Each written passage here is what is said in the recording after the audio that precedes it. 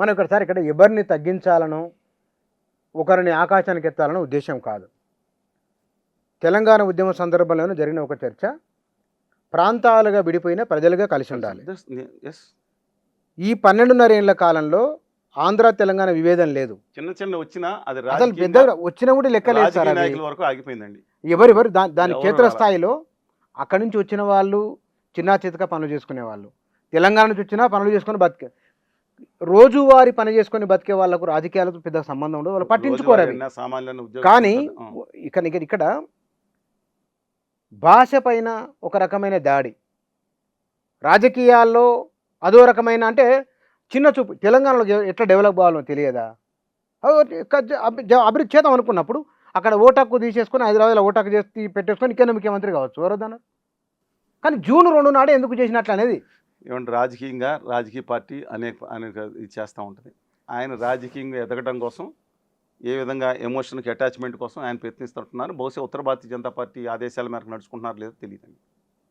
సరే, ఓకే. అది వాస్తవానికి ఆ వివాదం అంతా అయిపోయినది, సందర్భం వచ్చింది కాబట్టి మనం మాట్లాడుతున్నాం. వచ్చే 2 సంవత్సరాలు వస్తానండి, చూసుకోండి మీరు. ఆయన డెఫినెట్గా తెలంగాణలో ఆల్రెడీ పోటీ చేశారు. మన పోటీ కొత్త ఏం కాదు, సార్. ఆయన పోటీ చేస్తూనే ఉన్నారు. కొత్తగా వచ్చినట్టు ఎందుకు చెప్తున్నారనేది మరి ఉత్తర భారతీయ జనతా పార్టీ ప్రకారం కొత్త పవన్ కళ్యాణ్ పాతనే. పవన్ కళ్యాణ్ ఆయన పార్టీ కేసీఆర్ గారు పెట్టుకోలేదా? ఆంధ్రప్రదేశ్లో బీఆర్ఎస్ తోట చంద్రశేఖర్ అధ్యక్ష చేయలేదా? కేసీఆర్ మహారాష్ట్రలో ఒరిస్సాలో మాజీ ముఖ్యమంత్రిని తీసుకొచ్చి దాంట్లో పార్టీ చేర్చుకోలేదా? నేను చెప్తున్నాను, ఎక్కడన్నా అంటే తెలంగాణ కోసం పుట్టి పార్టీ పేరు కూడా పెట్టుకుని దానికోసం జనసేన ఆంధ్రప్రదేశ్ గురించి అని పెట్టలా, ఆయన దేశవ్యాప్తంగా కూడా పెట్టుకోవచ్చు, అది వేరే సంగతి సార్. ఆయన ఇక్కడ పోటీ చేస్తే ఎవరు వద్దనట్టు లేరు, ఎవరు వద్దనలేరు కూడా, ఎవరు వద్దనలేరు కూడా, వద్దనలేరు. ఏ ప్రాంతంలో మనం నిలబడాలనుకున్నామో ఆ ప్రాంత ప్రజల పట్ల ప్రేమ ఉండాలి, వారి సంస్కృతి పట్ల గౌరవం ఉండాలి. ఈ రెండు లేని వారు నిలబడగలరా? నిలబడలేరు, మంచిది కాదు. ఎక్కడున్నా సరే అక్కడ మనం గౌరవించాల్సిందే, పరస్పర గౌరవం అనేది ఇచ్చిపుచ్చుకోవాలి. నేను ఖచ్చితంగా నేను ఇవాళ మహబూబ్నగర్కి వెళ్తే మీరు మహబూబ్నగర్ కనబడ్డారు, ఆదిలాబాద్ వెళ్తా, ఎందుకని ఇవాళ కూడా గౌరవిస్తారండి? ఒక్క మాట వాళ్ళు నేను ఎప్పుడు అన్నదమ్ములు ఉంటారు కదా, తమ్ముడు విడిపోవాలనుకుంటున్నాడు, ఉమ్మడి పని దాంట్లోంచి మాట ఎక్కువ అంటాడు, ఒక మాట అంటాడు, కలిసి ఉండాలనుకున్న వాడికి ఉదాత్తమైన అంటే అది తీసుకునే తత్వం ఉండాలి. అది నేను అనుకున్నాను ఆ రోజు. ఒకవేళ దురదృష్టం విడిపోయినా సరే మానసికంగా ప్రజలు కలిసి ఉండాలి. 13 కోట్ల ప్రజలు కలిసి ఉండాలి. సార్, ఇప్పుడు మనం ఈ పవన్ కళ్యాణ్ వ్యవహారం ఇట్లా అయిపోయిందో లేదో, ఇడుపు కాగితం సినిమా హీరోలంతా గడిచిన 60 సంవత్సరాలుగా సీమాంధ్ర వాళ్ళే ఉన్నారు.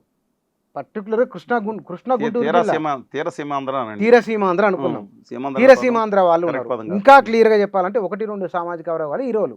వాళ్ళు ఏ సినిమా తీసినా చూసినాం తెలంగాణలో, వాళ్ళు ఏ పేరు పెట్టినా ఏం అభ్యంతరం రాలేదు.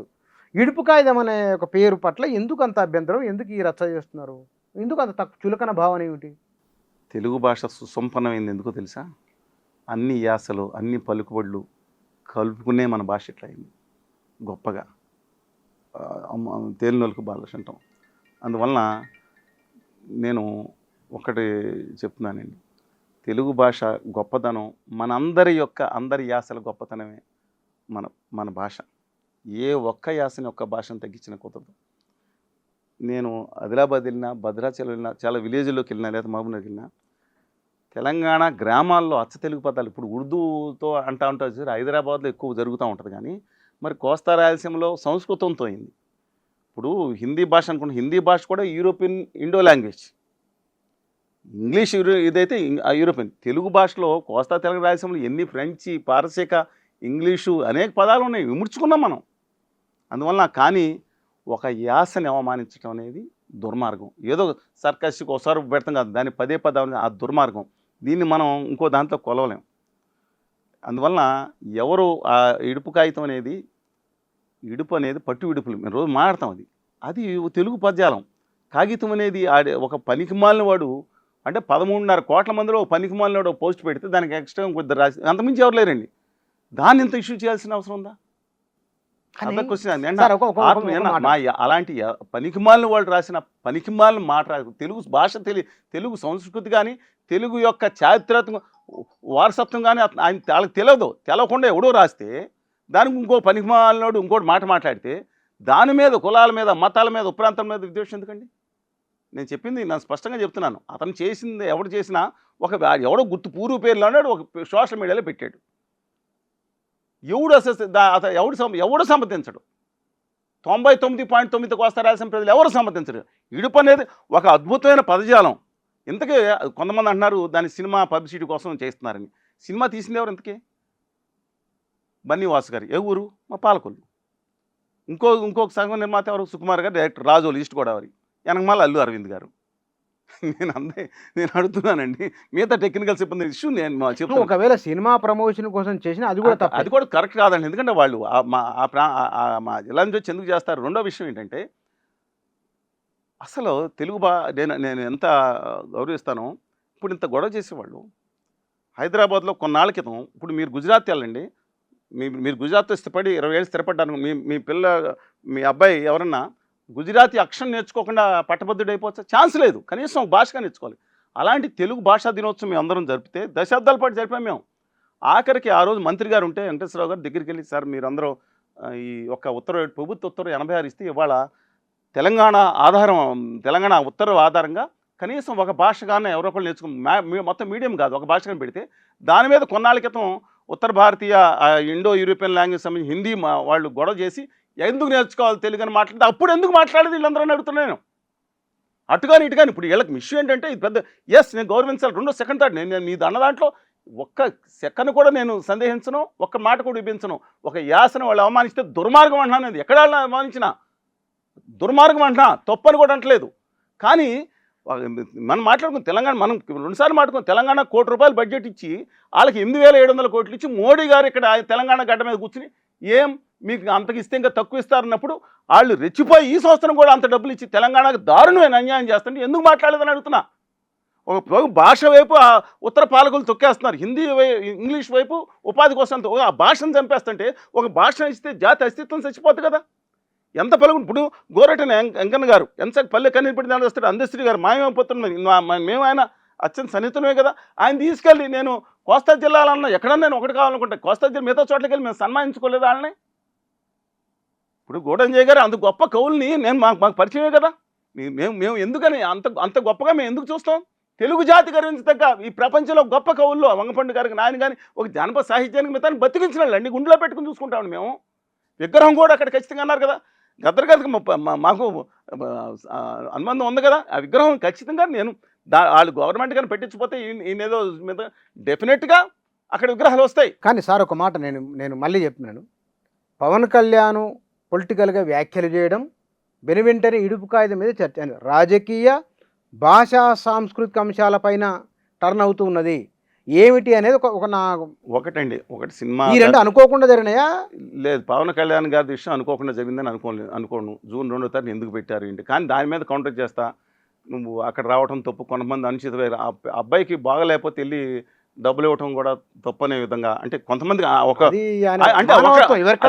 దుర్మార్గంగా బూతులు తిడతా కాదండి. ఒక్కళ్ళు చేస్తే మరి మిగతా వాళ్ళు స్పందించారు కాదు కదా. ఎవడో పని మాట్లాడు ఆడికి భాష అతనికి భాష కూడా తెలియదు.